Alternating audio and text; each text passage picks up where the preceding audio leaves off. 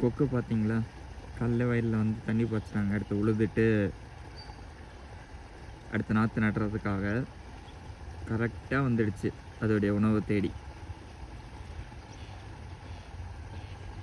கீழே அங்கே பாருங்கள், ஒரு செண்பகம் பேடும் இருக்குது. அப்புறம் ஒரு வால்குருவி அது மேலே பறக்குது. இத்தனை பறவைங்க அங்கே பாருங்கள், அழகாக வந்து லேண்ட் ஆகுது கொக்கு. இதுதான் உணவு சுழற்சி முறை.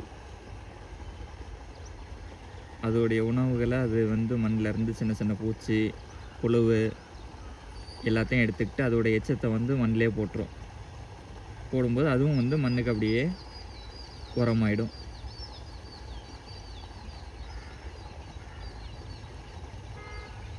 கொக்குங்க கூட சண்டை போடுது. அதோடைய இறையை அடுத்தது எடுக்க வந்துருச்சுன்னா அடுத்து சண்டை போட்டு அனுப்புது. அங்கே பாருங்க, அண்ணன் ஒன்று வந்து வாயிலே வச்சுருக்குது புழு. அண்ணன் சாப்பிட்டுடுச்சு. புழுவோ ஏதோ ஒரு பூச்சியோ.